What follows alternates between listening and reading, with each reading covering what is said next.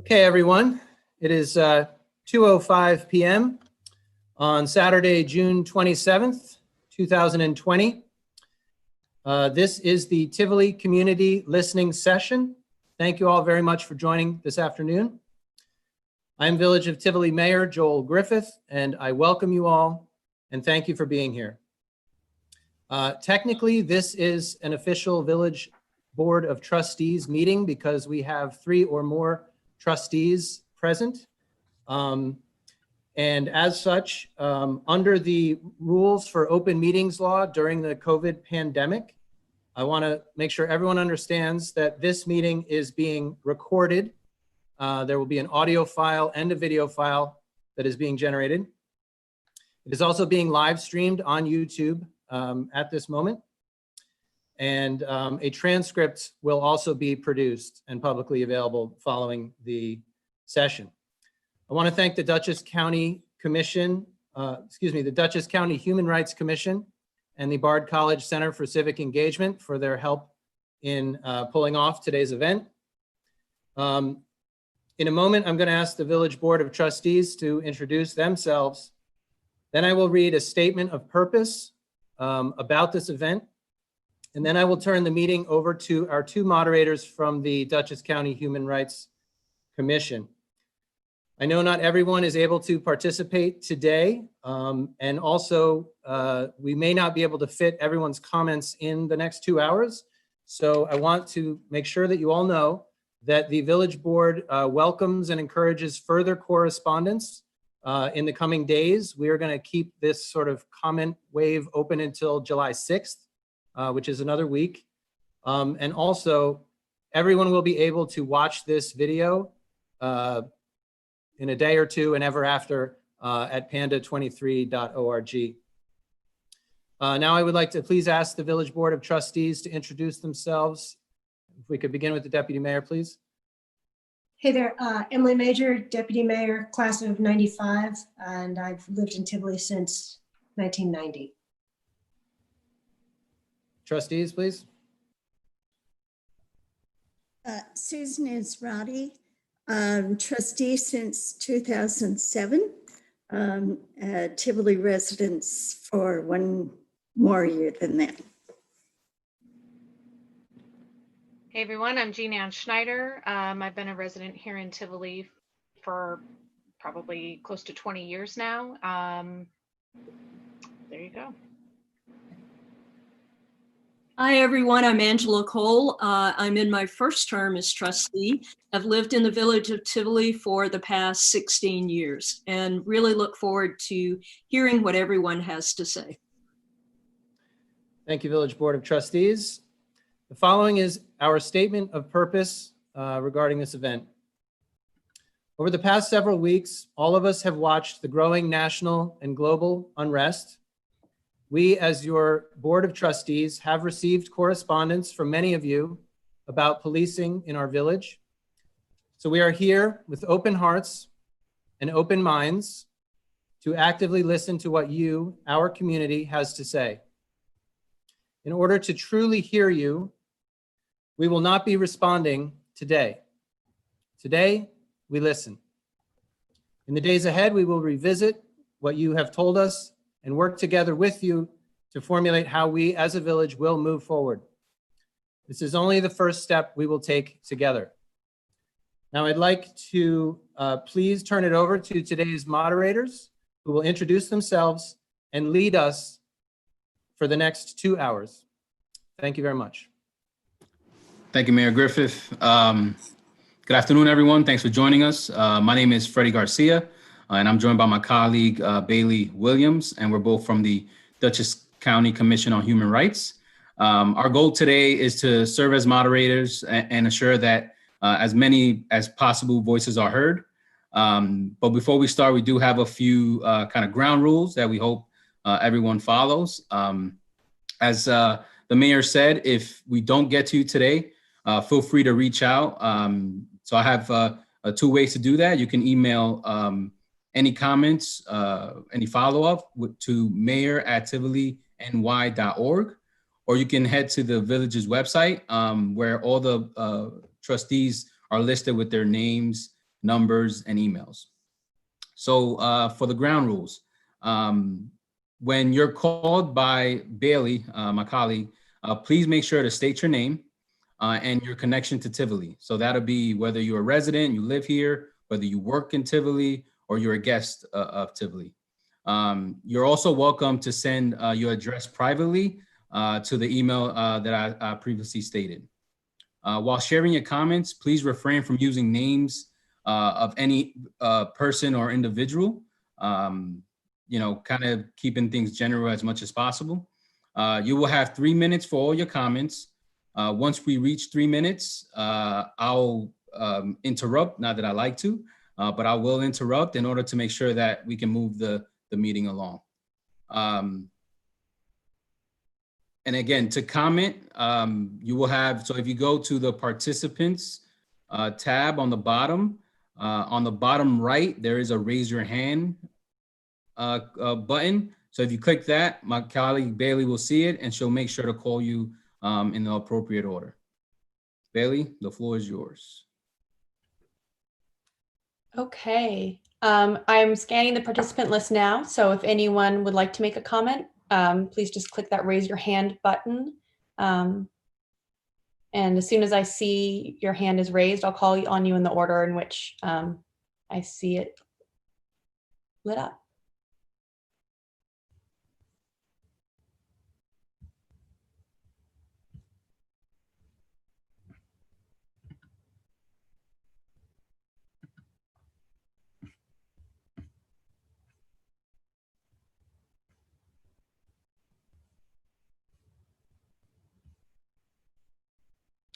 Okay, I see Amy Breedlove.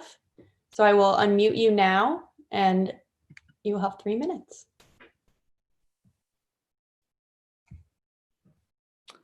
Hi, well, I guess, I mean, my thing is, this is not a Quaker meeting, so silence can only go on for so long. So I wanted to just jump in and say that I am really thankful that Mayor Joel and the Board of Trustees has had this today for all of us to listen and to speak. I think my thing was that I didn't really plan on speaking today as much as listening to what other community members have to say. But again, I didn't want the silence to go on for too long. I think there's been a lot of really interesting debate in social media.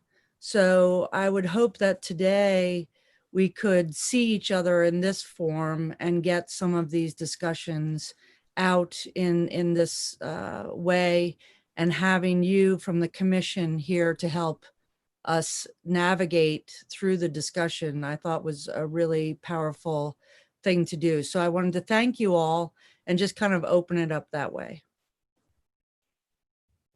Thank you. Next, I see Ken McCarthy.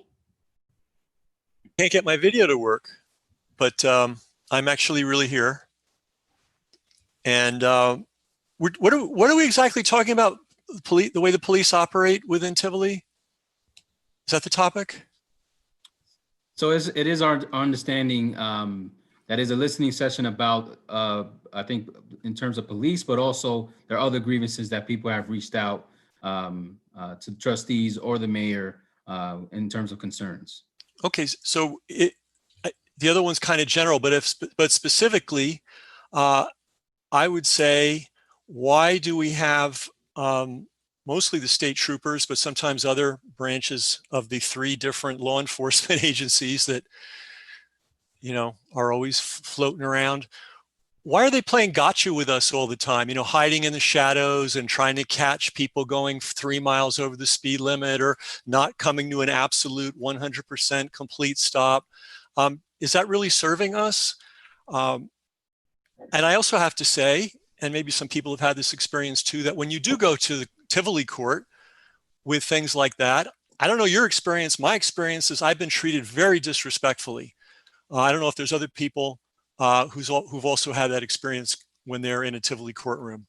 I imagine I can't be the only one. And if that's what we're talking about, let's talk about it. And why is it going on, and why is it permitted to go on? Ken, thank you. And again, this is a listening session, so the mayor and the trustees are just kind of, again, taking it all in. They will respond and we'll have other follow-up discussions on that. Thank you. Anything else? No, that's it. All right, thank you. And Ken, are you a resident, work here? Yep, 180 years I've been here before Rip Van Winkle. No, only 21 years. I live in Thank you. Tivoli, yep. Thank you, Ken.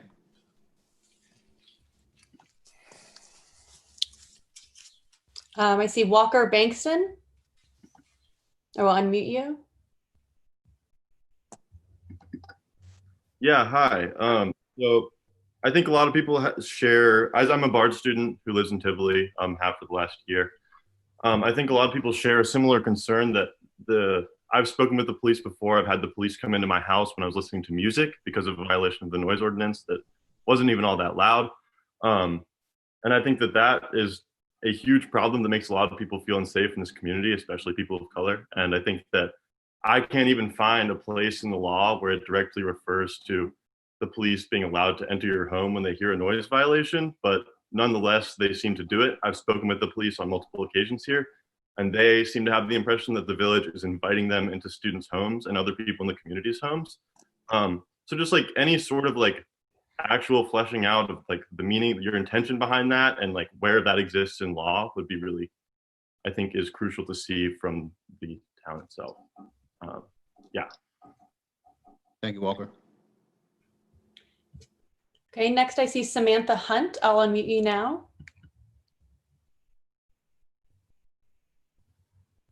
Hi, I'm Samantha Hunt, Tivoli resident for 11 years.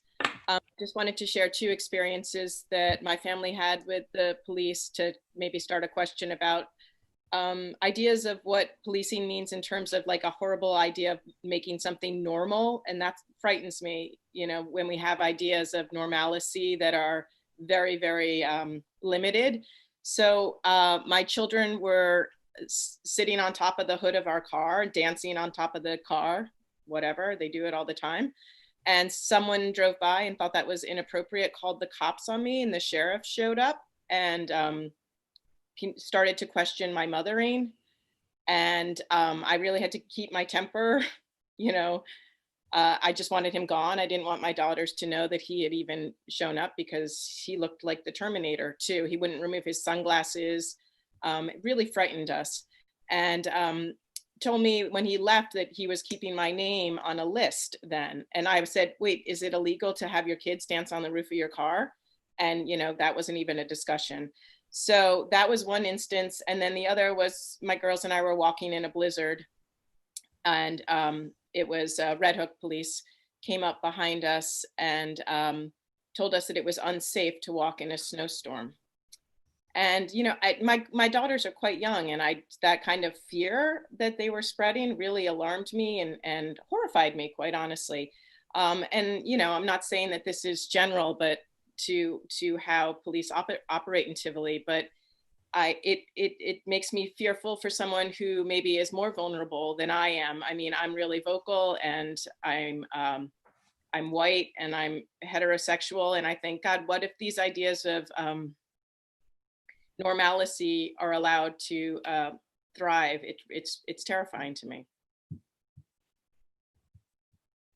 Can I chime in while I have the window here? Oh, sorry. And he wants to speak too, Joe. This is just a question I have that maybe Joel or some of the trustees can answer in brief so that we can discuss it or think about it, which is what does the village of Tivoli pay for policing? Who is it paying?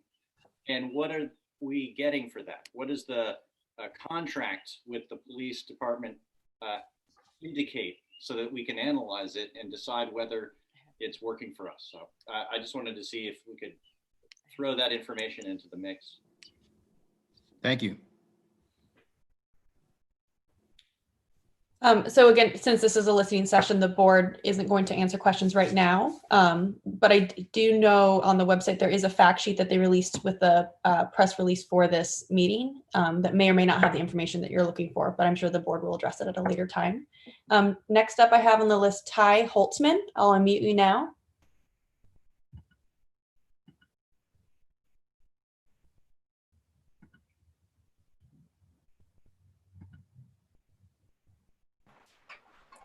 Hi, my name is Ty Holtzman. I'm a Tivoli resident and a Bard student. I've lived here for about a year, and I wrote a little bit about my experience with how the community has sort of acted around policing. But on June 1st, 2019, I moved into my first apartment in Tivoli. I and my two housemates were cooking a late dinner with 3 of our friends around 9 p.m. At about 9:30, when the burgers were almost done, my neighbor across the street, who I had not met before, entered our house unannounced and without any of us answering the door. She briefly introduced herself while we stood there, shocked that a stranger had just entered our new home, and immediately proceeded to explain the noise ordinance to us and tell us that if we were ever too loud, she would likely not even contact us directly, but simply call the police. The next day, I found out that she had done the same thing to 2 houses next to mine. I remember saying to a friend that day, "Thank God there aren't any Black students living around that woman," because I knew that she would willingly put their lives in danger for the sake of a noise ordinance. This is not what a strong and caring community looks like, and I wouldn't call that community at all. And this is how many people in the village respond to noise. We need to create an alternative to this unnecessary policing in Tivoli. It is unacceptable to put Black residents at risk like this. Perhaps the village could hire someone who is unarmed and does not have a history of policing to ask residents to quiet down when it is after 10 p.m. A hotline could be distributed to residents to call when they have a noise complaint. This is just an idea, but an alternative to the current situation is imperative. Similarly, with other laws like the ordinances around public urination, I think are completely unnecessary. I think there's no need for our residents to be arrested and put in harm's way, especially during COVID, when it's an extra danger to our residents to be using public restrooms or going into other people's houses. There are too many ordinances in Tivoli that encourage policing and encourage the police to arrest and or harass students specifically, along with other people in the town, for very unnecessary reasons. Thank you. Thank you, Ty. Next, I'll be unmuting Laith Ayugu. Hi, my name is Laith Ayogu. I'm a Tivoli resident and a Bard student. And I've also lived in Tivoli for the past year now, but for the past 2 summers, sort of intermittently as well. I think to Ty's point, a lot of these ordinances invite an overwhelming police presence for the nature of this neighborhood. It is a low crime area. It is rural. It is suburban. It is largely populated by families and students that can very easily communicate with one another if we were to develop that form of network because of the size of the community. On one occasion, I came home. Some friends were driving me back to my house. I live on Woods Road, which is a little further from where a lot of the other students live. And there was a police car parked outside of my house. I had no idea what was going on. There was one policeman kind of circling the perimeter of the property and another at the door banging. I texted one of my housemates who was home to try and find out if they knew what was going on, if they knew that there were police outside. And I was with 2 other friends, one of which was white, and they went up to the policeman, told me to wait in the car at the parking lot across the street where the nursing home is. So we were out of sight, mainly of the vehicle, and asked what was going on. And the police had been called because 3 cars had been triple parked in my driveway, and one of them was sticking out into the road about 4 inches, and someone had called the police to inform us to move the 3rd car. And that is just that kind of aggression and indirectness that can incite so much fear and danger in a lot of people just by that presence being here is absolutely unnecessary for a neighborhood like Tivoli. Thank you. Thank you. Next, I have Madeline Busby. I will unmute you now.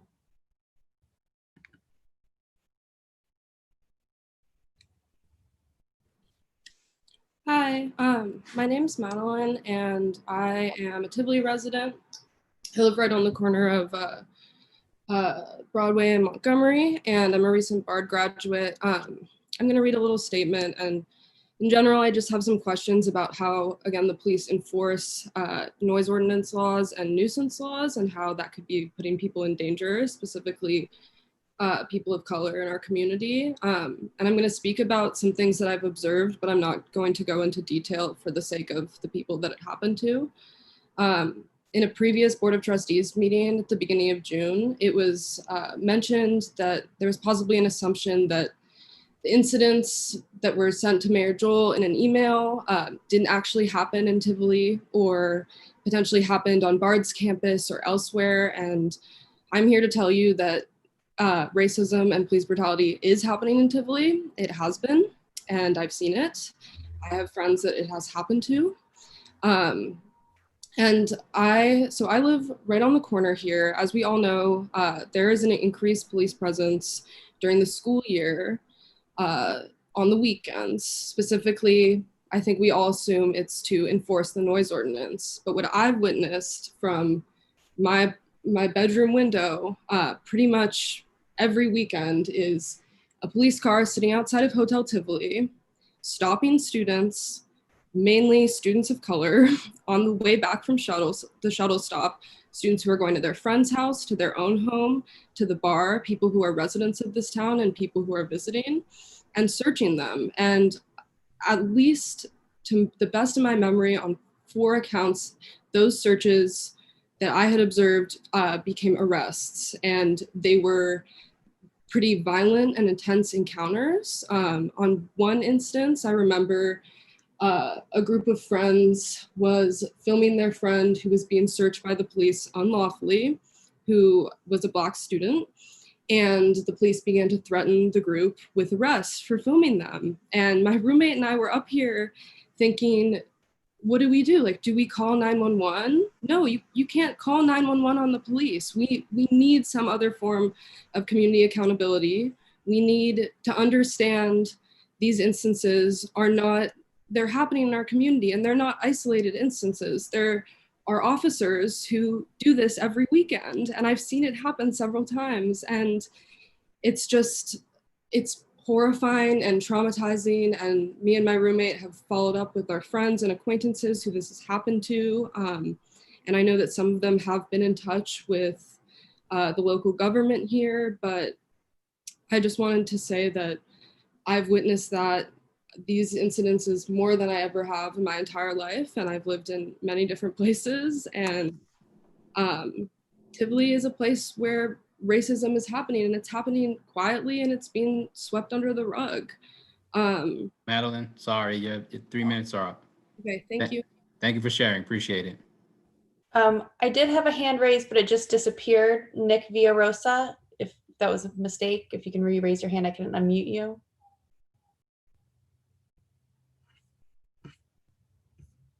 Okay, I currently see no hands raised. If anyone has anything they'd like to say.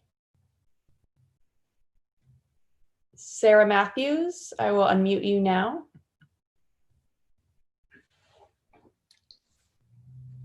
Hi, my name is Sasha, and wait, I'm sorry, I have a little window. Okay, hi. My name is Sasha, and I'm a Tivoli resident and Bard student. Also been living here for 1 year. And I'm really glad to be speaking right after Maddie, because I want to mention that same incident. I was one of the students filming the event and was asked by police to turn around, like turn my back to the police, and to walk away from the situation. I was not at all close, about 10 feet from what was happening. If you know exactly that corner in Tivoli, the incident was happening on the corner of the Lost Sock, and I was on the corner of Hotel Maury filming. So I was nowhere near close to what was going on. In addition to that, when our friend was taken away, the police lied about the location that they were taking them to, and we wanted to follow, not to intervene with the investigation, but to be able to bring clothes, water, and identification to our friend, because we assumed that because this is the law and the sheriff's car involved, this person was going to be taken away throughout the weekend until Monday when a judge arrives.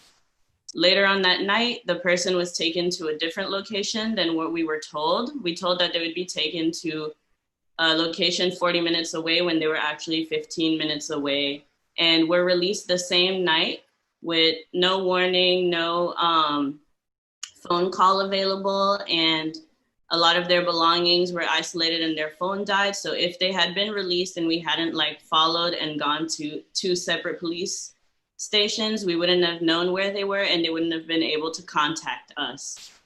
And then I just want to talk about in general, I do not receive a lot of information about what's going on with laws in Tivoli, what ordinances are passing.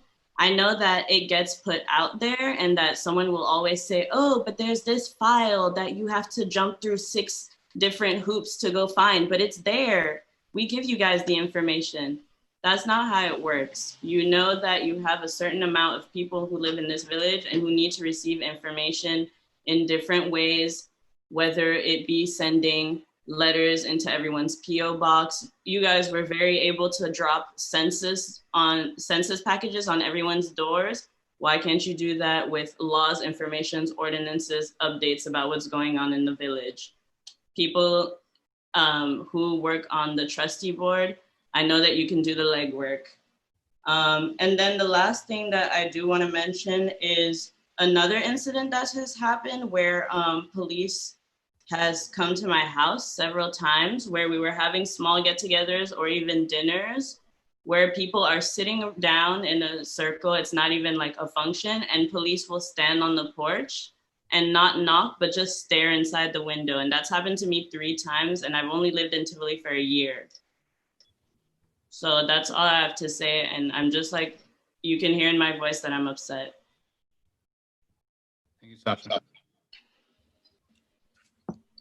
Next on the list, I see Jeremy Greenberg. I'll unmute your mic now.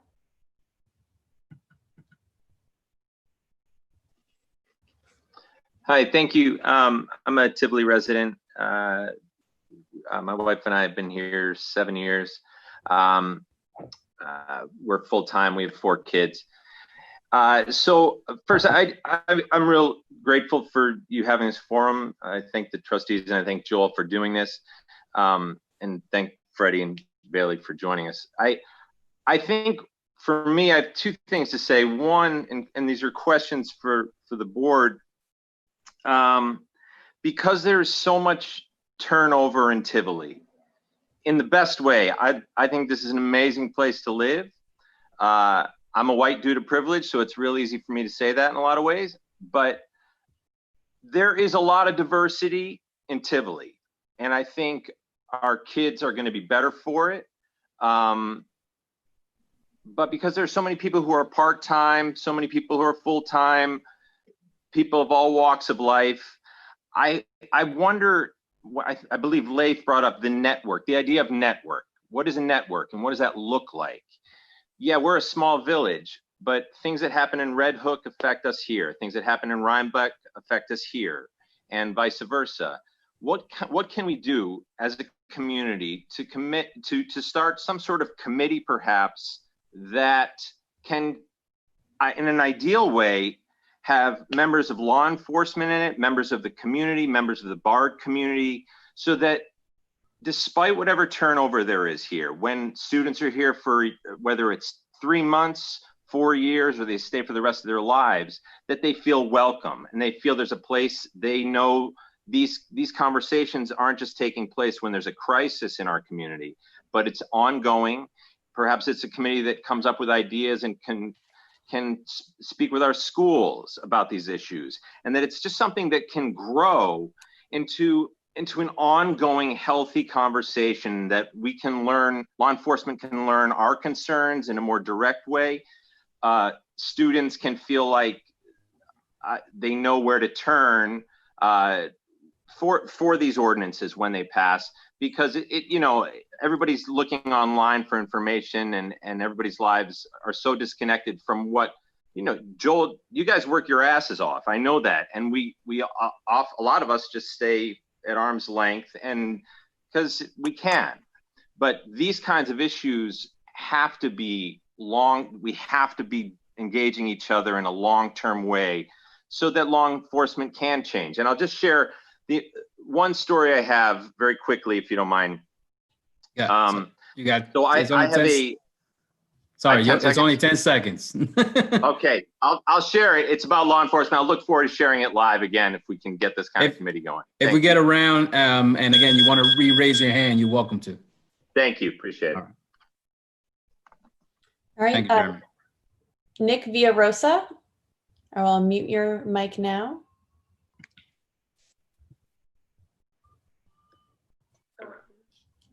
Yeah, so I think to continue on like what we were talking about in that specific incident that Sasha was talking about, some other people, I was also there and did experience the same thing that Sasha did.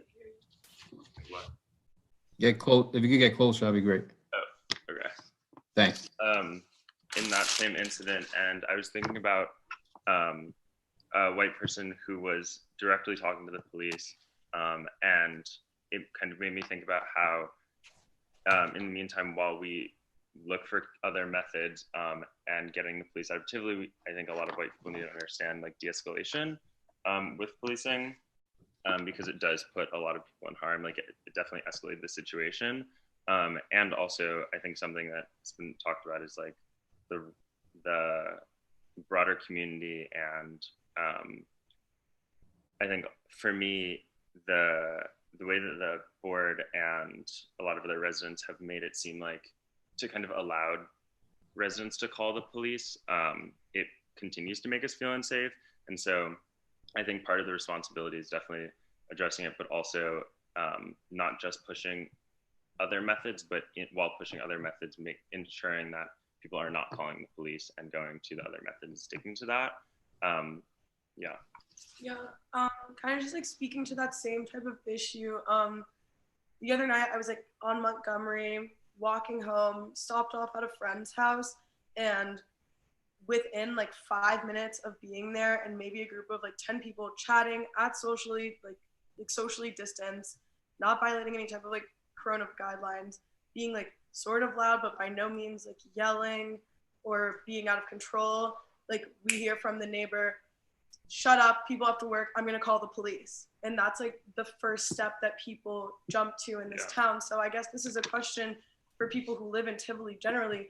What makes you feel comfortable calling the police? What makes you think that that's not something that's necessarily violent, necessarily endangers people, necessarily creates distance like between you and your neighbors that are students or your neighbors that are younger than you? And like, I guess additionally, like, how can you get more creative, and how can you not make that something that your children feel is like the first step for de-escalating conflict? Because Tivoli is a super small place. Like if someone were to knock on my door and be like, hey, you're being super loud, and I think this is true for a lot of people, it's like, we're respectful, we're college students, we have an understanding of what it means to be a part of the community. So yeah, I'd say that we just need to start opening up these channels between students and non-students who live in this town and making it inclusive, because I don't know, people are put in harm's way when you bring the police into a community that only has like 7 Black people, maybe 15 people of color, and white people are calling the police for like a Bluetooth speaker in the backyard during the summer, you know? I don't know. Yeah. Thank you. Sarah Matthews, I'll unmute you now.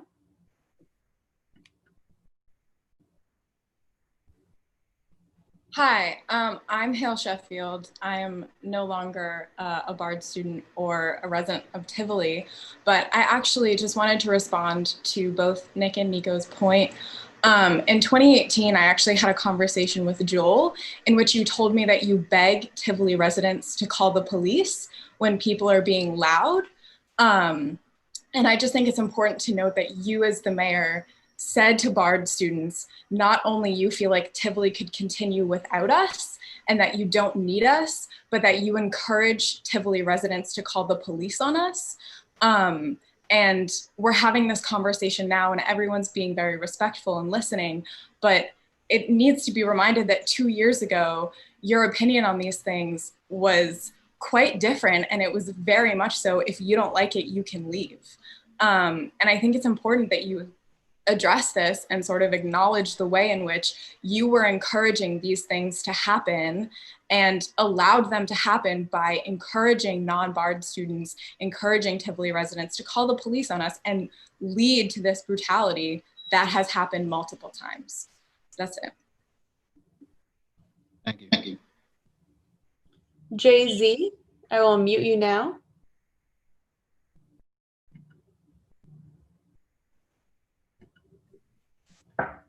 Hi, my name is Jackie. I've been a Tivoli resident for maybe a year and a half now, kind of on and off. I'm a BARD student, and I just wanted to respond to Jeremy's point about the sustainable community network building, and also echo Nick and Nico's points that if a community network is to be established, I think it's very important that it would be exclusive of law enforcement or ex-law enforcement. At BARD, there was a transition between the head of security, I think maybe last year. And after that transition, the new head of security is ex-law enforcement. And since that transition, there's been a notable increase in police presence on BARD's campus. And just to echo that point in Tivoli, I think if there were to be a community network in which law enforcement or ex-law enforcement were involved, as I think maybe Ty mentioned, that could still encourage police presence or be more, I don't know, tolerant of police presence, when I think what, with Jeremy's point and what all these BARD students are expressing, is that we need to create a different and more creative community solution, community-based solution, where maybe there's like health professionals or people who are trained in de-escalation or conflict management, or just people who have professional backgrounds in, I don't know, like human resources or something like that, to be on call or to be available when there is a community issue that isn't violent, that isn't, and you know, posing any kind of threat to the community. So just being really thoughtful about, if there's a community network to be established, to be really thoughtful about that community network's composition. Thank you. Thank you. Amy Breedlove, I will unmute you now. Hi, Amy Breedlove, 9-year resident of Tivoli. I just, what I'm hearing is there's a sort of triangle here, which is BARD, the village, and police. And the BARD students seem to be singled out and targeted for policing. Neighbors are calling the police on neighbors for things like children on a car hood. And then we have aggressive and inappropriate policing by 3 different police agencies. So I guess my question is, on that triangle, where is BARD in all of this? They're an institution. Their students are living here. We have shuttles. What are they doing to help this situation? And then I think to the village trustees and to the mayor and deputy mayor, what can we do to help get communications or a hotline, as someone suggested, so that neighbors are not calling the police, who clearly are aggressive and over policing and overstretching their bounds in many ways, to try and open up civil dialogue between each other as opposed to police actions. So I'd like you to look into that. And then also, what can we all do, I think, to get reform and better policing and better training, because the aggression is pretty rough. Thank you, Amy. Walker Bankson, I'll unmute you. Yeah, just to build off Hill's point about inviting the police into the village. From my interactions with the police, they seem overwhelmingly encouraged and enabled to come here and just show up. Beyond like doing any level of enforcement, like they're walking down the street and they want to be doing that. Like I spoke with several officers, one specific occasion in which they talked about like competing over being able to break up the BARD party in Tivoli. Like there's a serious problem with you guys encouraging them to show up beyond like the neighbor to neighbor thing. Like even further than that, they have an idea of their presence being really desperately wanted by the village, and that's your guys' responsibility to deal with. Thank you, Walker. So I currently do not see any hands raised. If there's anyone else who would like to speak. Oh, Ty Holtzman. I will unmute you now. Yeah, just to bounce off Hale's point and Walker's point, it is so clear, and it has been clear for years to Bard students. There was a very, very distinct point in time when the police presence in Tivoli expanded by a very, very large degree, and every single Bard student knows when that happens. I remember it vividly because, you know, even if we haven't lived in Tivoli for our entirety of our college experience here, we've been coming to Tivoli, and we have friends who live in Tivoli. And it's very clear that there was a particular point, and I think this also addresses Amy's point, asking what Bard is doing. There was a very particular moment in which Tivoli decided to pit itself against Bard students when the town government decided to over-police Bard students and to bring police here. And I think it's difficult to ask, what is Bard as an institution going to do when Tivoli as a town, the town government has chosen actively to distance itself from Bard students, to over-police Bard students, and to therefore make their relationship with Bard College as an institution more distant and less strong. Thank you. Sarah Matthews, I will unmute you now.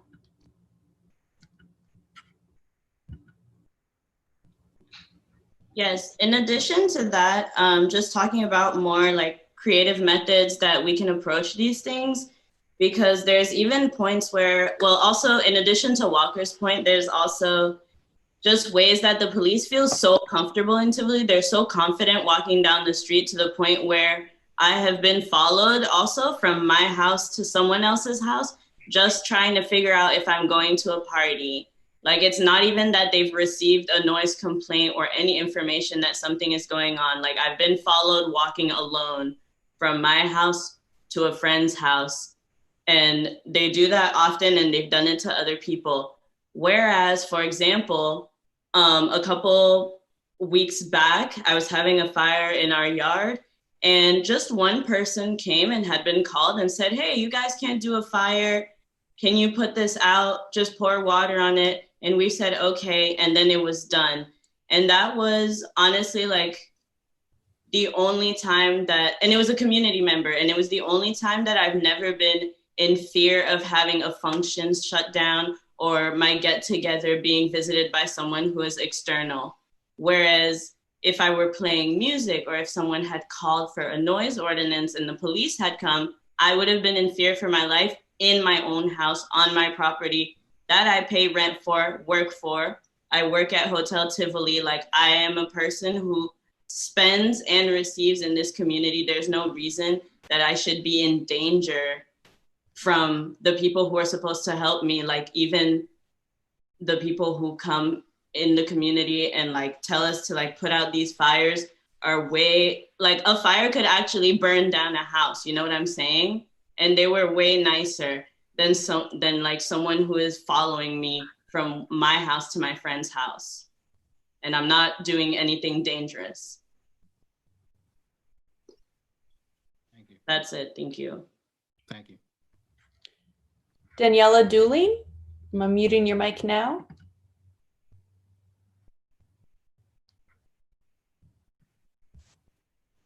Hi, my name is Daniela Dooling, and we've been residents here for about 12, 13 years. I'm also a professor at Bard. And I just wanted to go on record saying that I was opposed to the noise ordinance when it passed. I didn't participate in that decision or didn't say anything at the time, but I did foresee at that time that it was going to increase police presence and target Bard students. I think from what I'm hearing today and all of the examples that students are bringing up really points to the fact that I think that the noise ordinance needs to be looked at again, and we need to backtrack on that. There should be, there should be no reason that neighbors are calling the police because somebody's got their speaker up too loud or is having too loud of a party. I mean, we're a small town and people should be able to just go over to, call the person, text the person and say, you're keeping us up. I mean, we lived on Montgomery Street and sometimes people are too loud and it's not always students. Most of the time where we are, it's not the students that are making the most noise. So, but we don't call the police. And I don't think that I think there's too much police presence in Tivoli, period. I don't think we should have the police in Tivoli unless it's an absolute emergency. I think we should have some other kind of neighborhood system in place, or a neighbor or a town constable or somebody that we could call instead of having to call 911 because somebody is having a party. I think that would alleviate a lot of the problems. And I do know from many years of being a professor here and also being in close proximity to the MFA program that it's more often than not students of color and students and faculty of color who are targeted by residents sometimes and definitely by the police. And some of the stories I'm hearing today I've heard these stories many times, and it's not just Tivoli, it's Red Hook, it's Rhinebeck, it's Germantown, it's Hudson. But we need to figure out a way where we don't have to contact the police unless it's an absolute 911 emergency, which none of these things are. And police should absolutely not be patting down and searching students getting off the shuttle. That just is a violation of their rights. So I'll yield my time, and I don't know if you want to say anything. Okay, thank you. Thank you. Virginia Manning, I'll unmute you now.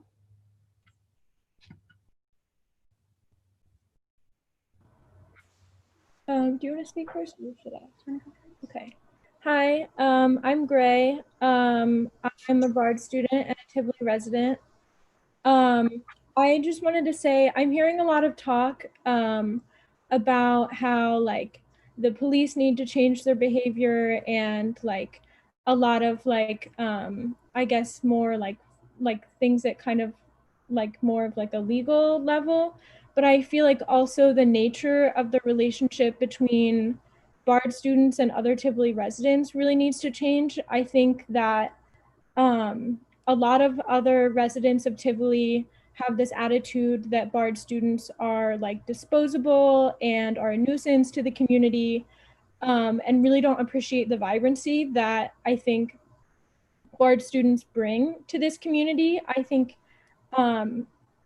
a lot of the ways that other Tivoli residents can treat Bard students is inappropriate. I personally have been like yelled at by residents, like not really for doing anything, but I've been like told to like get out of the town in like very rude ways.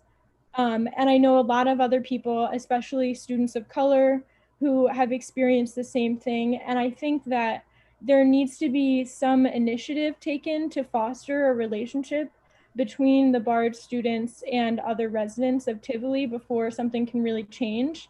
Because if the alternative to police, like, I guess, like policing the community is like a neighborhood watch or something, I think it won't really change the level of hostility that's like I feel like directed at Bard students unless the neighbors can somehow foster a relationship with them. And I personally have found that like Bard students are more than willing to foster relationships with their neighbors. I like am always trying to connect with my neighbors, and I've found that it's often the Tivoli residents that are less receptive, but I think if we are to progress in any way, something about that hostility needs to change or be dialed back.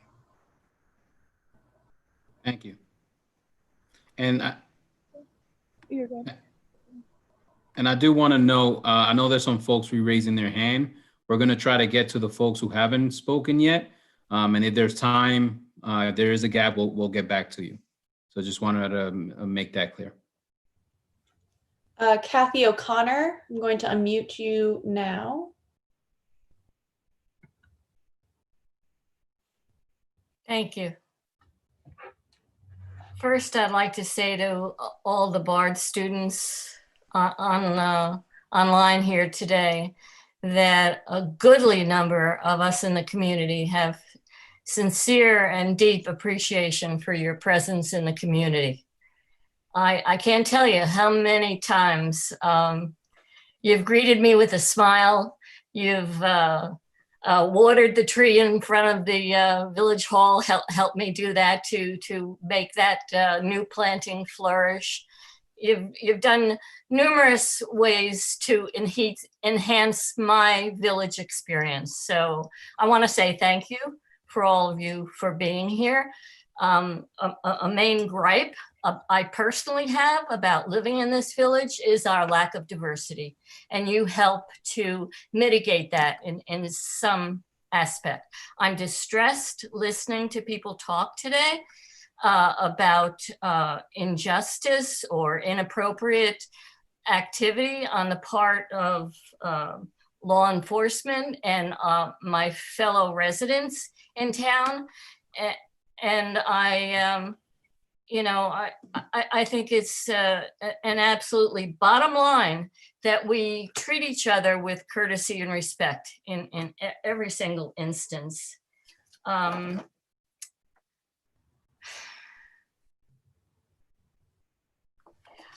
A big thing that's been brought up in this discussion is the need for increased communication between various sectors in the community.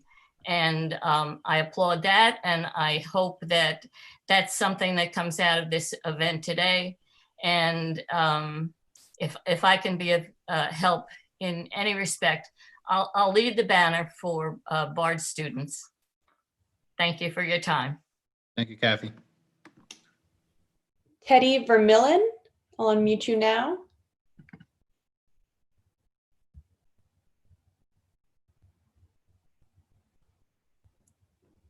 I'm not getting audio. It looks like your mic is unmuted.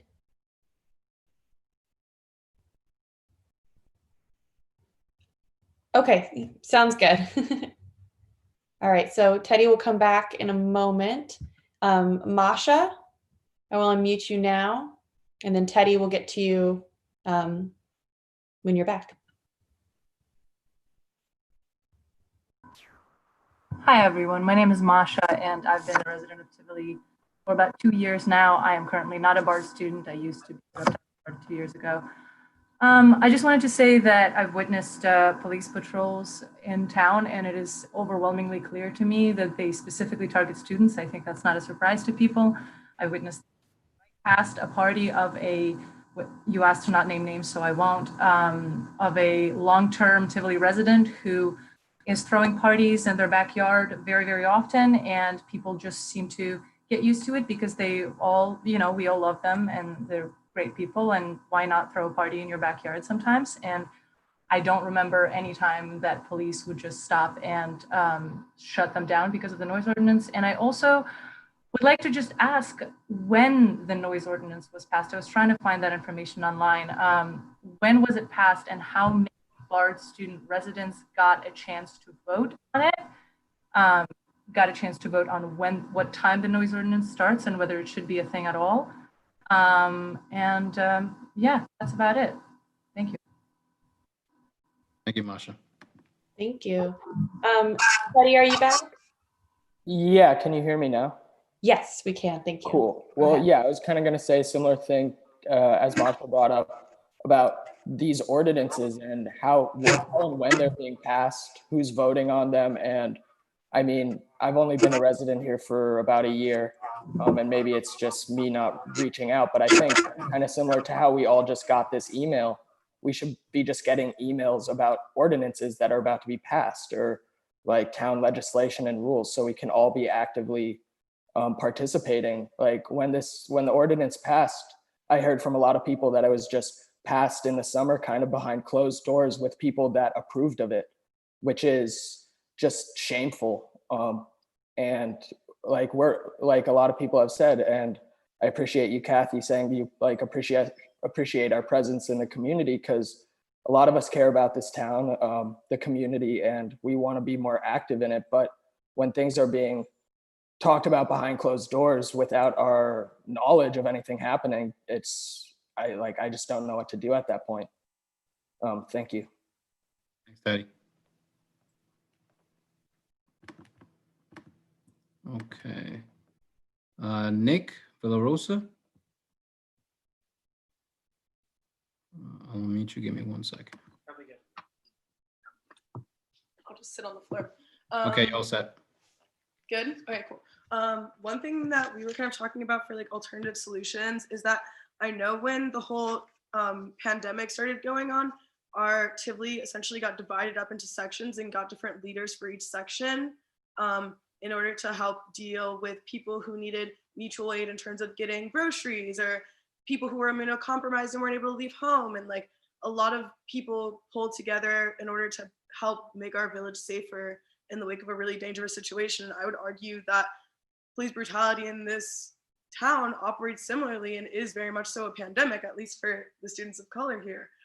It might be invisible to a lot of people here, but it infects every element of the way that we like live and navigate in Tivoli. And so I feel like something that could, speaking to Gray's point about like kind of finding a way to bridge the gap between Bard students and longtime Tivoli residents, is kind of creating that type of task force that was able to come together so quickly in the wake of COVID. Like, I know that for my part of Tivoli, I live right above the wine store. So Felicia's my point person if I needed anything in relationship to the pandemic. And I know that there's a lot of Bard students who, like, if they got a text at 1 a.m. and they signed up for it to like go talk to their peers, to be like, oh, it's kind of loud, would you mind turning down the music? I know I wouldn't mind doing it. I know a lot of my friends wouldn't mind doing that either. So creating that type of network, creating it kind of in relationship to location, so it's not just some random person that you don't see on a day-to-day basis coming to your door, can make people feel a lot safer. And we've done it before in this town. It's not something that's far-fetched or far-flung or impossible for us to be able to do. It would take like a spreadsheet. Yeah. Thank you.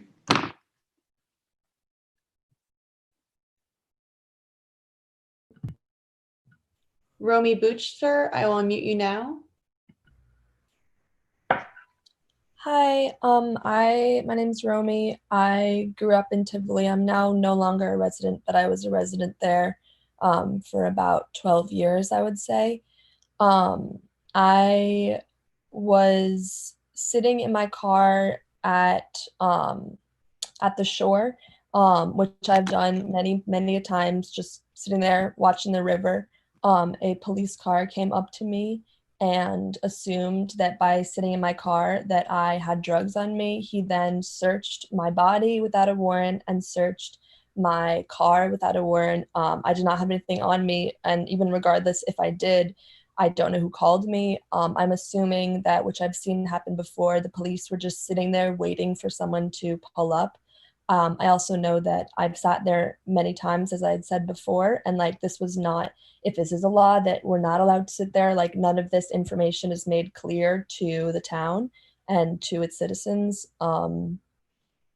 Yeah, that is what I have to say. Thank you. Thank you. Danielle Del Rosario, it looks like your audio is not currently enabled, so I'm unable to unmute you. But I see that your hand is raised. If you're able to troubleshoot your audio, I'll be sure to circle right back to you. Laith, I will unmute you now. Hi, I just wanted to speak again to the efficacy of sort of hyper-localizing a task force or network like that, as Nico suggested, and maybe give a positive testament to. My friends and I had a pretty large party last November. We had a lot of people at our house, in our yard, all around. But prior to, we wrote handwritten letters to all of our neighbors, which was definitely an extra step. But we were trying to come across personally, let them know that we're their friends, we're here, whatever. Like, it's just a communal thing. with our names and numbers, giving them the time of the party, and just asking them, please, like, we don't want any police here. Let us know if anything's going on. And no one called the cops. And if we were able to do that in that one moment, if Mayor Joel, the trustees, if you could take that on as actually a much larger community project and initiative and tell residents not to call the police on one another, it could very easily just be heard and a different system could be enacted. It's not difficult to take something small like that and recreate it, especially when there are these interpersonal relationships that could be forged through a task force. I think also to an earlier piece, Amy, I think that you brought up about what can BARD as an institution do here. I think part of what I hear that is that because of this rift between students and long-term Tivoli residents, it feels like the institution is the factor that is somehow going to facilitate this civil dialogue or talk to the students about what residents' qualms are. But BARD has its own campus that is disconnected from where we are. We are creating our own community here, and the point is that we create it together. So if there are things that residents want to raise in the same way, they should come to us in a civil manner, in a community manner, and let us know what the issues and concerns are so that we can work toward writing community policy that isn't penal law in the same sense, that makes everyone feel safe and respected. Thank you. Thank you. And Danielle, I see your audio's up, so I'll unmute you now. Can people hear me? Is that good? Okay, great. I'm Danielle. I recently created a Black Lives Matter Facebook page because there's a Tivoli Facebook page, Tivoli Neighbors, and I posted a simple question asking if there were any local protests or if anyone would be interested in organizing a protest with me. That post got over 250 comments. One of them, someone used the N-word. One of them, someone called me a different breed of human trying to incite violence in this town. And about a dozen people assumed that because I posted about protesting, I meant assumed that I was trying to incite looting and rioting. Meanwhile, at the exact same time, another white resident of Tivoli was posting events for local protests regarding Black Lives Matter, and she didn't get a single comment or backlash. And because of that, I created the Black Lives Matter Tivoli Red Hook page. Since then, it's been a great place for dialogue, but it's very much an echo chamber of allies. And I have been following a lot of Facebook communications within the community because it's hard to watch the community interact when we're all in quarantine. So, but there's a very clear divide between the political parties and beliefs. And I think so far the Tivoli government and the Red Hook authorities themselves haven't done enough to denounce these hate speech, and they're even spouting hate speech propaganda, which is dangerous in and of itself. When I created a page, I actually had a mother of a mixed child reach out to me and said she felt safe, and I was the same way. I've been here for about 3 years. I've never had a negative incident with anyone from a resident of Tivoli until I posted and tried to make myself part of the community and was basically told to get out. And this mother of a mixed child told me that she now worries for the safety of her son.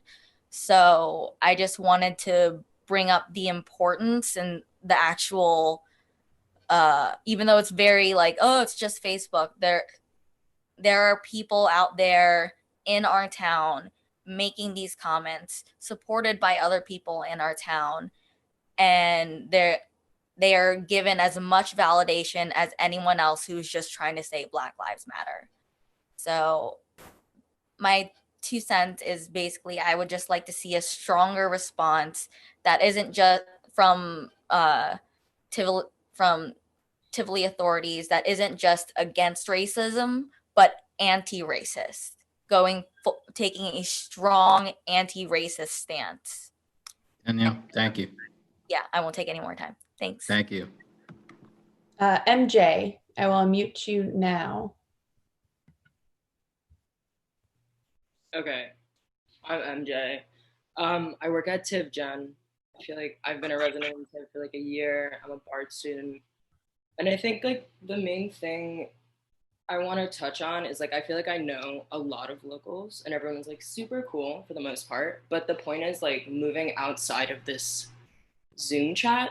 And like, that's what I'm posing towards the trustees and the mayor and like whatever, is you have to be able to find a way to facilitate a conversation with the people who are acting very hateful and the people who are being disrespectful in the community. And because like, there's only so much that, you know, the people who are signed on to this Zoom, like obviously have something to say and want to be heard. And it's like super cool that this is happening, but it's not like, it's the bare minimum. Like y'all need to be having conversations, like things like that on Tivoli Neighbors Facebook shouldn't happen. And it's like, obviously it's a long-term thing, but it should still be something that like, when it comes to networking, it is the entire Tivoli community. And it's not just like this like selective group of people who want to see change. It's like, it's moving beyond, and it's like educating, and it's like reaching out, and that has to do with a lot of the community, but like there has to be an initiative that will be heard. And like that comes, unfortunately, like from the people who are on the board of trustees and stuff. So that's all I have to say. Thank you. Erin Cannon, I will unmute you now. Hi, everybody. My name is Erin Cannon. I work at the Bard Center for Civic Engagement, and just want to let folks know that there is Bard representation here. As someone who works on civic engagement and civic kind of citizen responsibility, I very much appreciate the way that the Board of Trustees here in Tivoli, the mayor, the deputy mayor have moved through this conversation. And I know the college is committed to joining the conversation in any way that seems useful and helpful.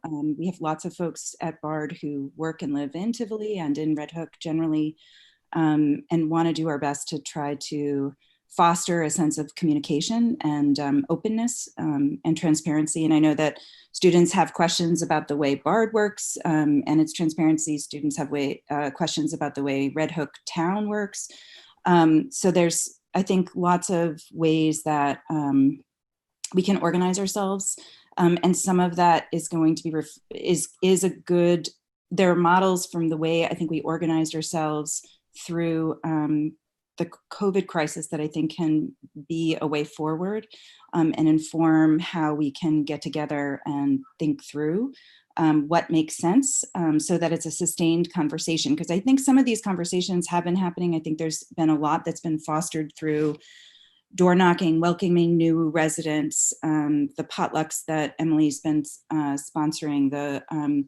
Generally, there's been a lot more organized, deliberate connections that have been made. And I think we just have to enhance those. And some of those have to be led through sort of the citizenry, and some of them have to be led through the government. I think we have to figure that out. And I think some of them can be fostered and led from BARD. So how we do that, what that looks like, is that long sustained work, I think, that is left to still be done. But I just wanted to sort of let everybody know that we wanted to make sure there was representation here to listen as well.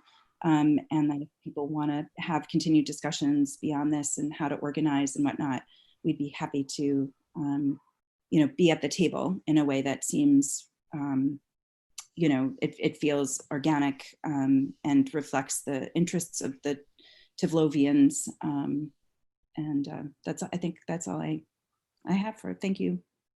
Thank you, Erin. I saw Christina Jones. I saw your hand raised, but it went away. So if that was an error, please do re-raise your hand and I'll circle back to you. Madeline, I will unmute you now. Madeline Busby. Hi, so I just like to add that although the conversation about the relationship between students and other residents of Tivoli is a really important one, the police presence in Tivoli and police brutality happening within these departments is also negatively affecting other people of color who are not students in this community, and for the large part, for whatever reason, haven't really been included in these discussions. And I would just like to call on the Board of Trustees to better facilitate that in the future, to try to involve other members of color in our community who are not a part of the BARD student group, who mostly got this information through our emails, to really make sure that everyone is involved in this. And I'd also just like to voice concern towards an incident that I didn't witness, so I'm not gonna provide a lot of details because I don't want to spread misinformation, but many of us know that a few weeks ago there was an incident on IG where there was a very large police response at a home of a family of color, and I'm not going to talk about the details of what happened, but I've heard that this was potentially prompted by a racist 911 call, and that this is possibly in violation of the law. So I would just like to ask the Board of Trustees to be in communication with that family who was affected by that, and that if it was indeed what we are hearing it was, that we as a community come around to support that family and help them pay any legal fees related to that incident. I think that's our responsibility. Thank you. That's all. Masha, I will unmute you now. I just wanted to provide some clarification on my question before. I know the noise ordinance law was passed in 2012. I was wondering which time of year it was passed in. And I also have heard a lot of desire from certain members of this community to kind of maybe not hold BARD accountable, but have BARD help with encouraging the students to be true members of this community. And while I understand that it's useful to have help and communication from every possible way, I do feel like it is no more BARD's responsibility than doing that for students that decide to live in Hudson or in Catskill or in Poughkeepsie. And I understand there's a large amount of students in this town, way larger than in those towns that I just mentioned. But at the same time, they are adults. They are full-on residents of this town for the time that they live here, in the time that they pay rent, and they should be treated as such. And we as a community should treat it as a given by this time, considering how many years BARD students have been a very, very important, very large part of this community. That's it. Thank you. Thank you. Christina Jones, I see you raised your hand. I want to mute you now. Hi, everybody. I'm Christina. I'm in the process of moving in Tivoli right now.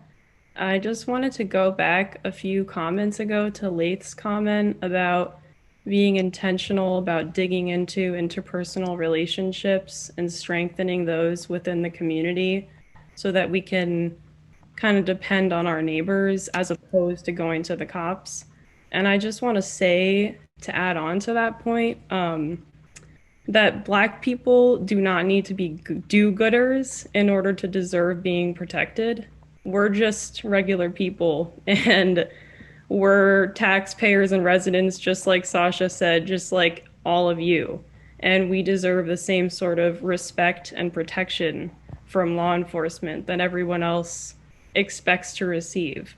So my point is very brief, but it's just that you shouldn't expect Black folks in your community to be any more helpful or sweet or docile or whatever you think to deserve to be treated with peace, because yeah, we deserve it just like you do, regardless of how our behaviors may or may not cause you to think that we warrant protection. Thank you. Puppy, I will unmute you now.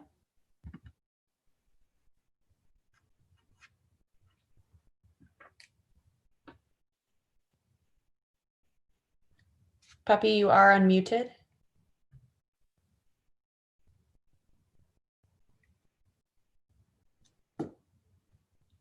So there might be an error with the audio for the account Puppy. So you can troubleshoot that. I'll circle back to you if I still see your hand raised in a moment. Nick Villarosa, I will unmute you now. Yeah, I think definitely I was thinking about this in reference with what Laith was talking about examples, and definitely very related to Christina's point that we're the Juneteenth night on June 19th, a bunch of our friends, collected all of the Black people that we could think of in Tivoli that were our friends, and had a celebration in our friend's backyard. We talked to the neighbors, and none of them had a problem with it. You know, not just the neighbors next door, like the surrounding neighbors. And that night, Deputy Mayor Emily, you came by and talked to us and told the music to turn the music down, and we did.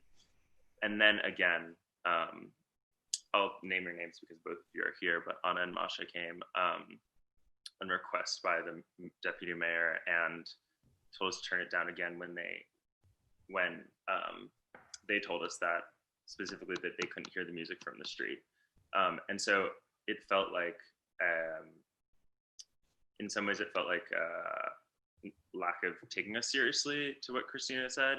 And I think generally from the board, because also it made me think about the chalking event. And I heard from a lot of people that, Joel, you were kind of posing with some of the things that said, you know, make Tivoli a safer place and get the police out of Tivoli.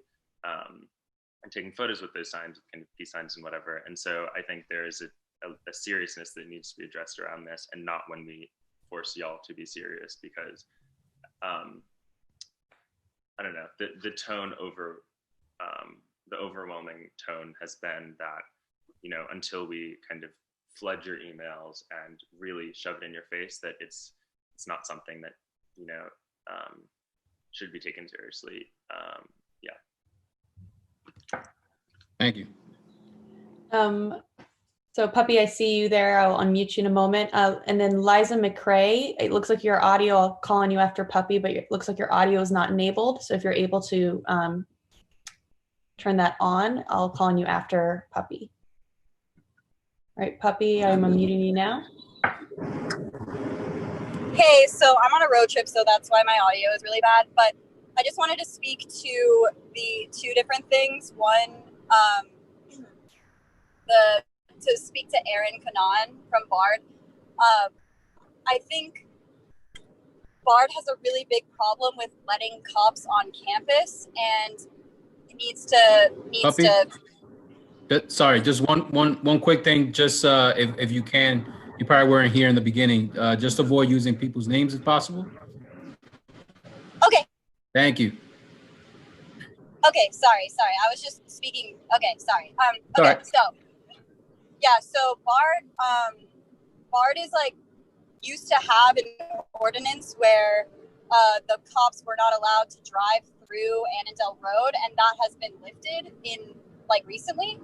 And I think that was a huge step back. I don't understand why BARD did that. If BARD is aware of the like racial profiling and racist encounters that their students of color experience with the cops, why would they bring the cops back onto their campus? And also, and then secondly, speaking about the chalking event, I do think it's really important that the mayor takes this way more seriously than he was, at least at the chalking event that I saw. And I think it's important that he actually takes the steps to not try to, just because he's not using the police department, not try to police the situation as if the Tivoli Public Works isn't doing a similar situation. It's like he has to seriously listen to the residents who are asking and calling for the community mutual aid groups and the groups to support each other in regards to these noise ordinances and various other situations where we allow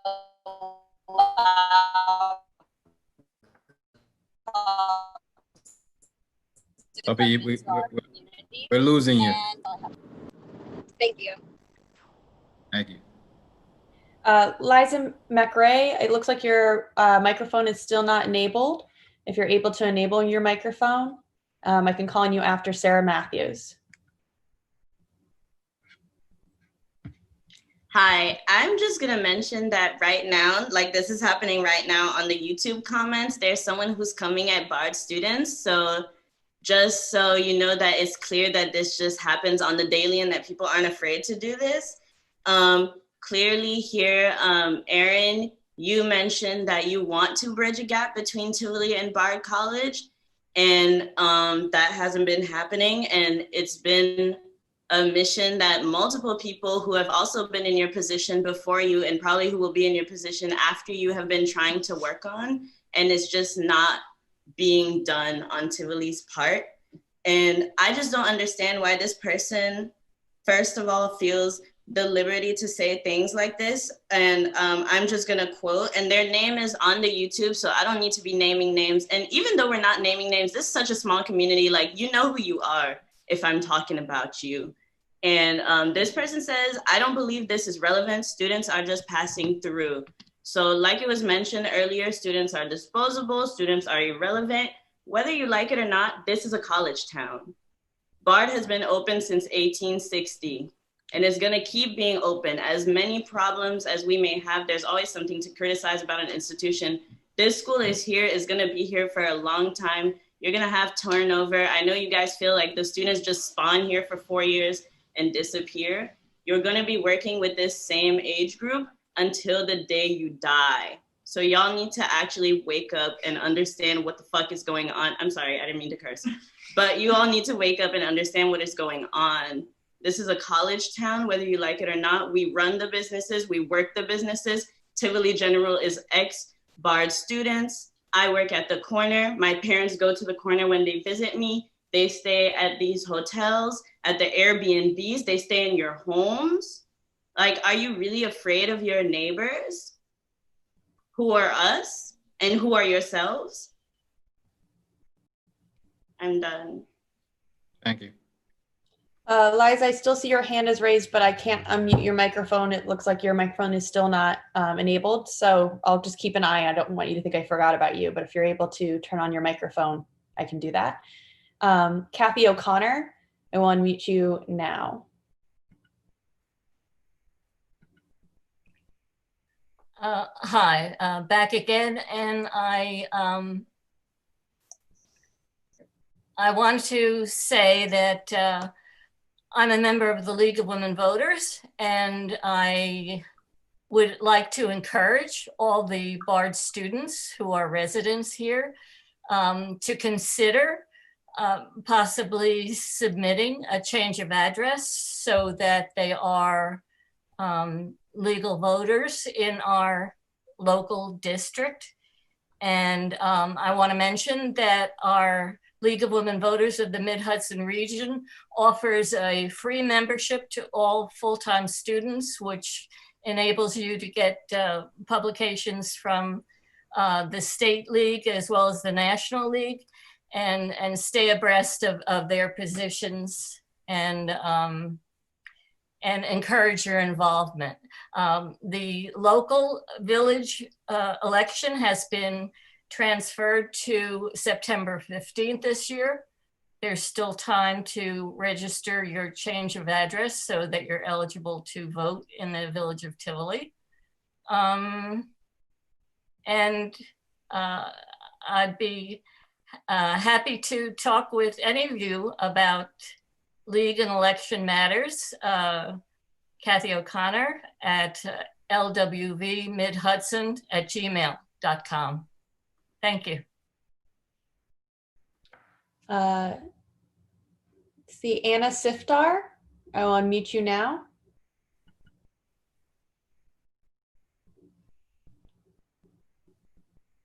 Echo what a number of people have said about the absolute importance, and not just like they bring vitality, but they bring money, they bring things to this community, kind of comments about BARD students, but BARD students are this community. They are an integral part. Let me first say, I'm not a BARD student. I wasn't. I was born here, mostly wasn't raised here, moved back here 2 years ago. And I just want to emphasize that, yeah, exactly what Sasha says, this isn't like it's not like just because the exact people who are here change that this is ever going to not be a college town. So we should have systems in place, as we've been talking about. My like basic level suggestion for like long-term resident neighbors, when your neighbors move in, get their numbers, give them yours, acknowledge, embrace them. When I moved into my apartment, my next door neighbor gave all of us plants and her number. Good job. And as many people have said, BARD students are extremely respectful. Not, again, as Christina said, not that anyone should have to be docile and constantly respectful to feel safe in their community. But if you're just looking for cooperation, like you really are gonna get it 99% of the time. Reach out to people, connect to your community, like we've been saying. I also want to talk about specifically how this noise ordinance is often mobilized in ways that specifically target students, and in particular in reference to the Juneteenth parties that were happening, how I think there's often, I don't know if often, I'll say in that case, there are calls against this. I'm thinking about how there are always exceptions that we make to something like noise ordinance. There's the fact that we put up with fireworks on 4th of July. There's the fact that I don't think anyone's ever called the noise ordinance on the corner on a New Year's party. There are things that we accept as joy in our community, joy and parties and times where things get loud. And then to sort of have it always be the students, or specifically a very important Black holiday, to make that sort of the focus. I feel like there's a certain edge to stuff like that where there is a degree of lack of sight in white community members for seeing the importance of a holiday, or the importance of a party. That doesn't necessarily need to be the racial thing, but like the importance of joy to a BARD student. Okay, you may not be experiencing it that very night when that party's happening, you've had a long day.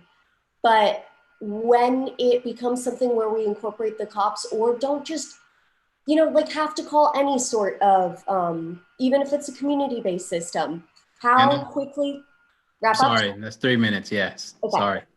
Thank you. Liza, I think you joined a second time, so I'm gonna go ahead and unmute your mic. Are we there?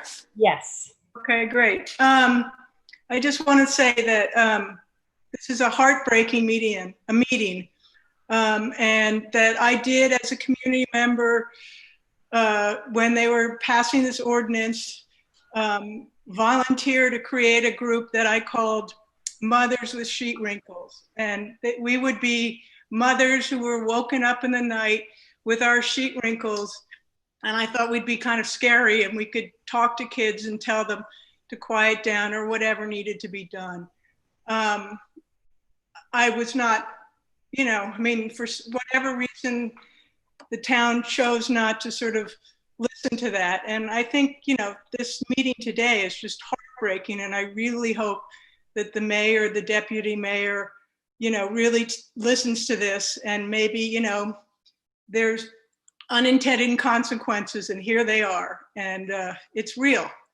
So I think we need to get rid of this noise ordinance, and we need to really look at our police. I don't think we need them. And as a mother, the local police played cops and robbers with my son when he was a little kid, and it didn't help. It was just a game. Anyway, that's all I have to say. All right, thank you. Ken McCarthy, I'll unmute your mic now. Thank you, and I wish I could get my video camera working, but it's not. Okay, number one, the minute somebody steps foot in Tivoli, they should have full protection of all of the law and the respect of everybody. So whether they're here 1 second or 100 years is irrelevant. I was joking when I said I lived here 180 years. I mean that, it's just, all things a joke. How long have you lived here? Doesn't matter. And whether somebody's here working as a student or working, as somebody here 30 years, it's the same thing. I don't really see the distinction. The other thing I want to say is, I don't know if this will make the students feel any better. There are people here, and I'm going to use the word, who are assholes to everybody. Some guy threatened to burn our house, to my wife, threatened to burn our house down because he didn't like the fact that he asked her to stop mowing the lawn at 8 o'clock in the morning on Sunday. So these things happen. So we have to distinguish. I think, I don't want, Martin Luther King, he said, I can't have everybody love me, but I want protection of the law by everybody. So I don't know what we can do about people that are just deranged and don't know how to behave correctly. But I sure know what we do about the way law enforcement acts here. Okay, and I started this out by saying they're disrespectful to everybody. Okay, waiting in the shadows, trying to get people for not having. And I don't have a personal grievance with it. I know a family here extremely poor, starving poor, $100 fine for not having his seatbelt on. Why? Why? That took food off his children's table. The cop could have just said, hey, look, you got to wear it. It's going to make everybody safe. But instead, he was fined, and then he went to the court, and he was made to pay $100. This is a long-time resident, not a student. So there's a lot of disrespect to people here. That's what we need to address. And then the mistreatment of minority students, absolutely disgraceful. The village shouldn't take another breath until that's handled at the level of who's ever running the cops, at the city level, at the county level, and at the state trooper level. That needs to be a Monday morning thing. That is an absolute disgrace. That's all I have to say. And I love the idea, by the way, of having a local person be the party person. They work, from 8 to midnight, and their job is to hang out and go to people's houses and say, can you keep it down? We do not need cops for that. Thank you. It's a good thing my video camera isn't showing because I'm turning 18 different colors of red. Thank you. I will unmute now Jeremy Greenberg. So I guess this would be a question for Joel and trustees. I would certainly welcome the opportunity to hear from law enforcement in Dutchess County, whichever branch it is, as part of this, just moving forward. So, because it seems when we keep this dialogue compartmentalized, as constructive as this conversation may feel to us, it's compartmentalized. And so I'll say one experience I had, and this happened. I have a documentary theater company here, and we were telling a story, a local story about people of color in our area. And since we live where we live, it's very hard to get actors of color here. We hired actors from New York City to come up, and I rented several houses in the area, a few in Tivoli and a few in Rhinebeck. When we were in the actors who were in Rhinebeck were at their house the first night there, a beautiful home. I had not told, this is my own fault, I suppose, I had not told the owner of the home that the actors were Black actors. When I drove by the house after our production that night, there was a cop car in the driveway. And I went inside, and the actors were very upset. The cop had gone to the back door, had chosen to go to the back door. Now, I bring up this story because we have so many guests coming in. I believe it was Sarah who mentioned her parents come stay. People rent, they use their homes as Airbnb for VRBO, whatever it may be. I would be so curious why some of the decisions, and Leif mentioned when the car was just sticking out on the road, why did the cop have to go to the back of the house or along the side of the house? If you're gonna knock on the door, knock on the door. But this conversation, if we're having it here, that's great, but I would so encourage us to continue a larger conversation. Perhaps Mark Molinaro can help organize something that can be wider spread in Dutchess County, that we can all take part of on smaller local levels to get a healthier conversation about how the police are operating in this village and in the area in general. And I think it would be constructive and can be. Thank you. Thank you. Finn McMurray, I will unmute you now. Hi, my name's Diego, and I've been a resident of Tivoli for a year. Clearly not that matters, because we all have a lot to say about this, but it is frustrating that I have been coming to Tivoli since about like 2015, 2016, and I've heard stories of police presence in this town from so many different people, and this kind of lack of transparency about the legal framework seems to just be something that's been going on for years here, and it's only getting drastically worse. And just like as a reminder that this is a conversation that obviously needs to continue, but it's something that needed to be had a while ago, I think, and really needs to just kind of like in this moment right now be taken like actually seriously. And referencing like the chalk event, like that was so disheartening to personally see that as like a reaction from our trustees, some of them like a playful kind of posing in front of what is clearly a serious conversation that is overdue, very, very overdue. Yeah, and that's about it. Thank you. Virginia Manning, I will unmute you.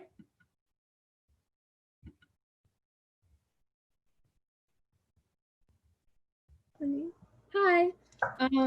I want to go back to the idea of like the community building and sort of like having like volunteers instead of police.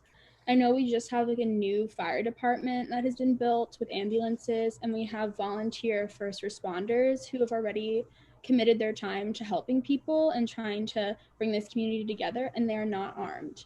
I think like even as a short-term solution, having that network available to the community to disband parties as an alternative to policing would make people feel generally safer.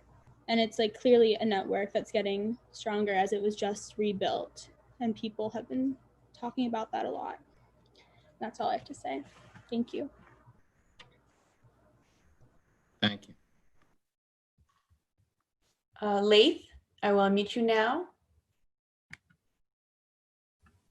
I just wanted to address one more thing as we do talk about community building, and sort of in regard to the comments on the live stream that everyone can see there.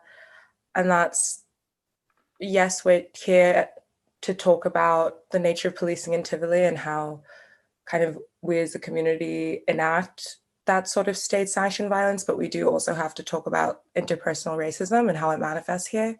If I'm sitting on my front lawn at times with like two of my other Black friends, we feel like a biodiversity indicator for the neighborhood. Like people are walking by and they're like, I live in a good neighborhood. Look at all these Black people, because three of us are together at once.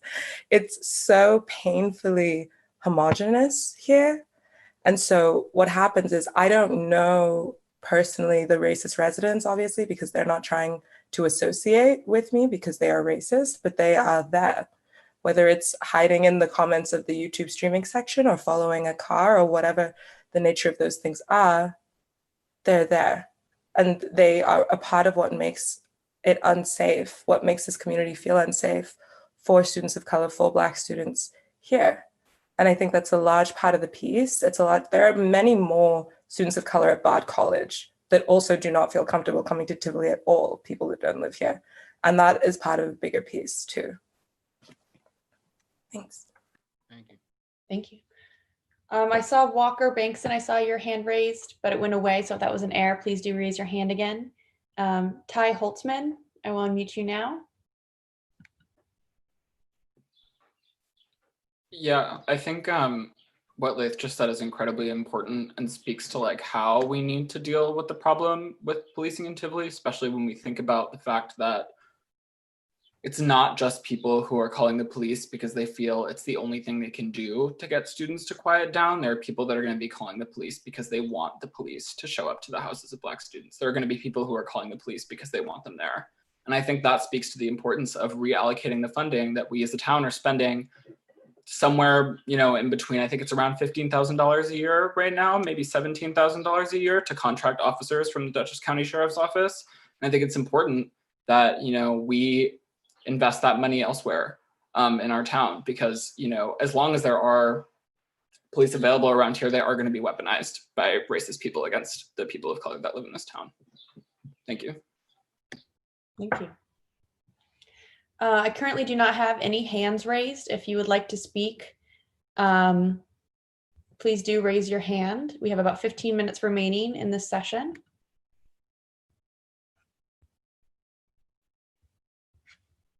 All right, Puppy, I see your hand raised. I will unmute you now. Hi, I don't know. Can you hear me, or is my service like? Okay, so also just speaking to Ty's point, sometimes the cops aren't even called, and I've experienced like just walking home from like a party or something, or driving back when I lived on campus, like driving back home. Sometimes the cops are just lurking, like they're just lurking in the town somewhere and waiting to pull someone over and like harass them basically. Like I know a lot of Bard students, whenever they've been pulled over by the cops, like at least in my like freshman and sophomore year, like it always ended with them being pulled out of the car and everybody searched in the car. My own car has been searched several times. Like the cops will look for reasons to like harass and I guess terrorize Bard students and the like people of color and Black people who live in Tivoli. And so I think, just speaking to Ty's point, it is really important that Tivoli kind of just examines why the cops, or how much we're going to, as a town, let the cops into our town, period, just in general, even if they're not called, like let them in lurking in the shadows, et cetera, et cetera. And yeah, that goes towards you know, where we put our money and et cetera, et cetera. So that's just also a point that I think needs to be thought about. Yeah, and they linger in the park. Like you can see them lingering in the park by the Tivoli water tower. And there's been times when I was like fully just like stopped in that parking lot, like parked, and a cop will roll on through to make sure that like no one in my car is like drunk or something or has drugs on them. And it's like, there's no reason that that should be happening, just period. So yeah, that's just my point. Thank you. Walker, I will unmute you now. Yeah, I just wanted to reiterate that I feel like a lot of people have been upset about the cops being able to just walk into your house upon hearing a subjective level of noise. And I really want the receipts on like everything about how that came to be and if that actually is in the law, because I've really studied the law handbook and there's nothing that really actually points to that being legal. So like any actual information on who was there when that vote happened, whose idea that was, how you possibly could think that's okay, would be great to have. Thank you. Thank you. Masha, I will unmute you now. Hi again. I just want to say that aside from the fact that the police in general needs to be defunded and abolished and rebuilt from the get-go, and not into something that is police, as a person who works almost full-time at the only pub/bar in this entire area, I also happen to be the person who lives in direct line between the shuttle and the bar. And that is where the police oftentimes patrol students going from the shuttle to the bar.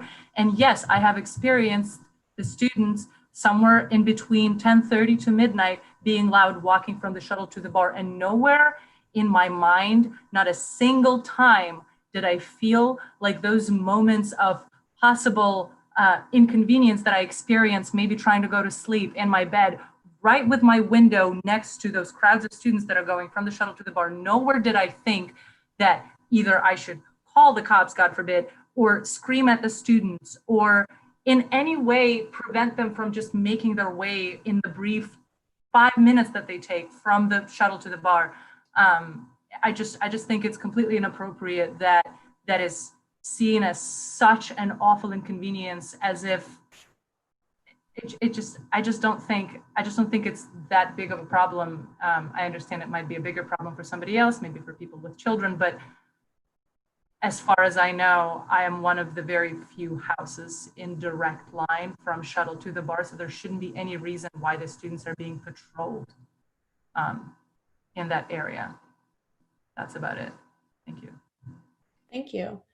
We currently have 10 minutes remaining. All of the names that have their hands raised currently have spoken before, so I'm going to just go in the order that you've raised your hand. If you have not yet spoken and would like to participate, raise your hand and I will move you to the top of the list to make sure everyone that wants to speak can speak at least once. So next we have Virginia Manning. I'm unmuting you.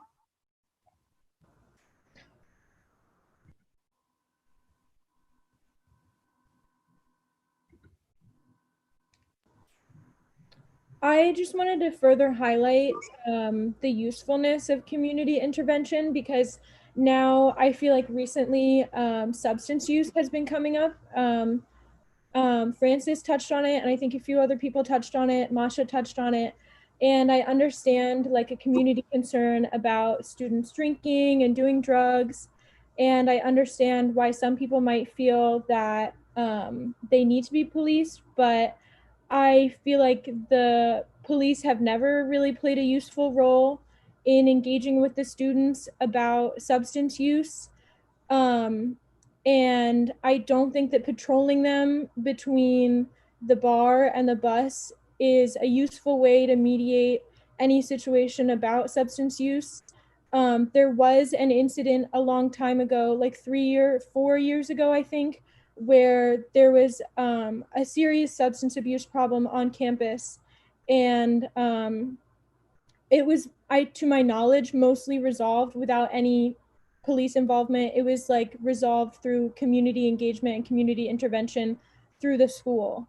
And never at any point was it necessary for the police to get involved. So I think that just highlights the fact that if the town does have an issue with any of the substance use, I guess, being engaged with by the students, that policing them is not the answer. I think that maybe if people are really that concerned about it, then the town should hire counselors or something to talk to the students and try to figure out what the problem is. But I also think that it's worth noting and appreciating that this is also very normal college age behavior, to drink and to do drugs, especially if it's not hurting anyone. I don't think that I have ever witnessed any acts of like destruction or like vandalism by drunk students. I can't think of a single incident where an inebriated student has caused any harm to the town in any way. Thank you. Danielle Ryu, I will unmute you now. Hi, can you hear me? Yes. Great. Thanks for organizing this, everyone. I just wanted to echo the points made about the community sort of network idea. I think it's a really great idea. And I would be happy to help facilitate that however I can. I live in Tivoli. I've lived here for a really long time. I do want to say one thing about the noise ordinance issue, which I was here and at those public hearings when they were taking place. I have to say that was the time where I saw the most BARD students ever come to a meeting at the Village Hall. It was great to see students actually participating in the public hearing process, precisely because it was something that was of direct concern to the students. So I don't want anybody here to think that that student involvement was not part of that process. it very much was. And so, so I think that's important to know. That said, of course, people, we're clearly learning that the noise ordinance, in its unintended consequence, has brought a level of police intervention that is causing a lot of harm. So I think if we can come up with an alternative plan, and I think there would be lots of ways of getting that information out to people who might be really interested in knowing what the alternatives are to calling the police when when there's a noise issue or whatever else. I mean, I do think it is true. I don't remember exactly who was making this point. Several of you had. I mean, there are people in the town who will just call the police, and I don't know exactly what we can do about that. I don't know if that's necessarily the place of the village board to be leading that intervention. I think that's a really hard thing to do. I think if we all live in the same, I mean, we all have to just learn to talk to each other in different ways. And some of us can maybe take on more of that work than others for various reasons, which I'm game to do and have always done. But so I think we also have to be clear, like if we're all talking about, well, we're all adults here, then we have to be really clear about what that means. And then we have to say, all right, well, then we don't lean on the school or we don't lean on other things to solve those problems for us. And I think we need to, I mean, I also work at BARD, so I know both sides. So I just feel like, we're here as Tivoli residents, we're here as people who live in a community together. So that's how we deal with this, right? So we work on that level, and I think we will have better results if we work on that level. But anyway, just put my name down for whatever that committee might look like, and I'm happy to do some of that legwork. Thanks. Thank you. I think we have time for possibly one more comment. Alan Coulter, I'll unmute you now.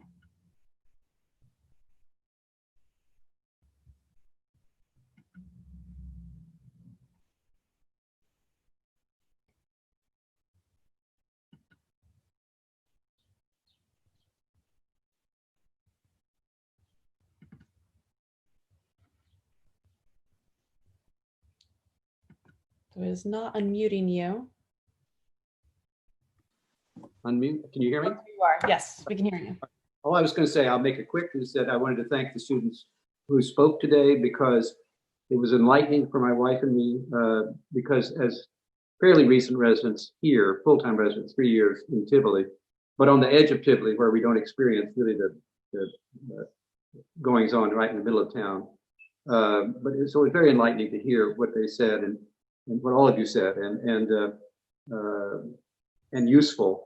I think one of the issues that I can see going forward that I think is going to be challenging is the fact that I think in these kind of overzealous reports of what was just beautifully described as normal college behavior. Let's face it, drinking and a certain amount of drug use on a minor scale is not atypical. And I think that even in my generation, that was common. So I think that this kind of overreaction to that represents something else, which is the schism that we recognize that exists in the country. And I think one of the challenges going to be going forward is to enlist those who are making those calls, because we notice that there's none of those people on this call.